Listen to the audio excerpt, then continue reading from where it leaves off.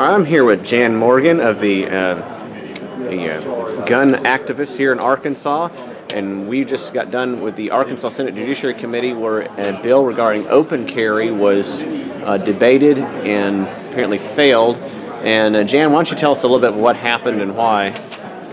Well, I'm not really sure why. I can't speak for the senators who voted against constitutional carry in this state. But the bottom line is we already have constitutional carry. I think that bill was just an effort to clarify.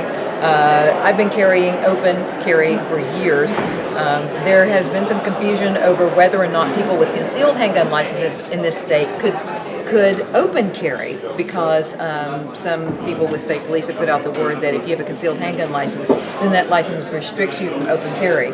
I can tell you that when I am open carrying, I am carrying my gun under the authority of the Constitution and Bill of Rights. When I am concealed carrying, I am concealed carrying under the authority of that license from Arkansas State Police. So I don't really understand, what's so complicated about that. I think that people at our state capitol are making things way too complicated. I'm looking forward to a day in this state when the citizens can get constitutional carry in general across the board, open or concealed, which is the way it should be. Because right now, what we have is discriminating against law-abiding citizens by charging them a fee to give them back a right that the government stole from them. That's wrong. It's immoral, it's unethical, and that's what we've been doing in this state for years. There are law-abiding moms and dads out there who have families to support, who can barely afford to buy a gun to defend their family's lives, much less go pay $100 for a class, and then on top of that pay state police $140 for a concealed handgun license for that permission slip. You see, a license is nothing more than a tax that the government passes on to the citizens to give them back a right that they stole to begin with. And we need to rise above that in this state. A number of states in this country have already gone to constitutional carry. I'm looking forward to that happening in Arkansas. Let's say, what are some of the states that already have constitutional carry?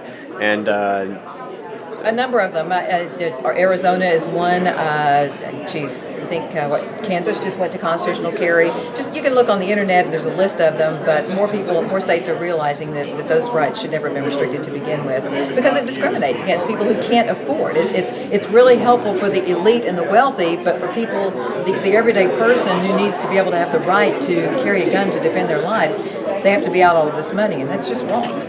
Okay, and so if people want open carry, what can they do? Should they contact the senators here in this committee? Should they? Well, they need to open carry. There's no law right now. There is not a criminal statute on the books right now against open carry in this state, period.